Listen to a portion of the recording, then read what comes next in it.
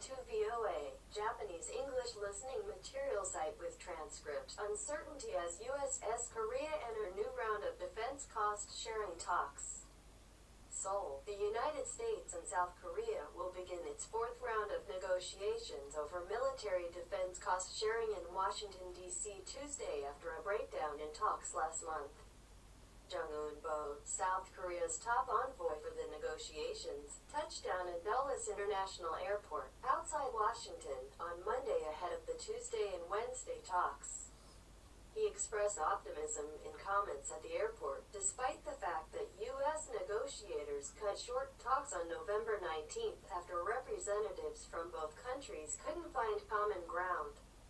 There were areas that didn't go as planned, but because the two countries still share an understanding of the South Korea-US alliance and the strengthening of the joint defense posture, I believe we will be able to produce a win-win result if we continue discussions with patience, Jeong reportedly said on December 2nd. There's pressure to strike a deal. With the two countries' current cost-sharing agreement slated to expire by the end of this year. Around 28,500 U.S. troops are currently stationed in South Korea, and Seoul already agreed to increase their share of the cost burden by 8.2% last February. That brought South Korea's total contribution to around $808.5 million, which is about half of the total cost, but now, Washington negotiators say they want even more. During negotiations in Honolulu last October, the U.S. asked South Korea to pay about $5 billion, roughly 5 times the current agreed-upon amount, starting next year. Some experts see the request as bluster, believing that the United States is simply exerting pressure on its key ally. I think South Korea will end up paying more than what they're paying now, but not a lot more.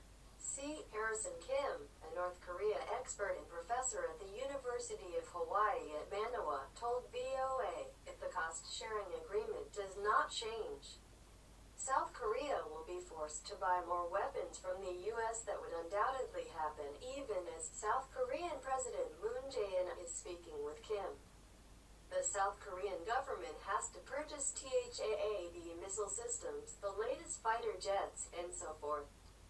Kim added, that's what Trump is aiming for, either South Korea pays more or buys more weapons. Most South Koreans, about 96%, are against paying more in the next defense cost-sharing agreement.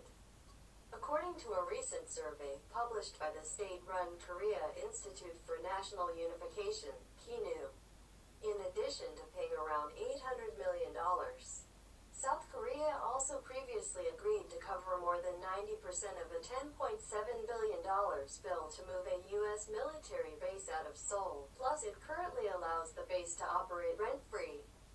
Analysts say the latest disagreement likely puts a strain on the U.S.-South Korea alliance, especially as the two countries approach Pyongyang's end-of-year deadline for progress with nuclear negotiations.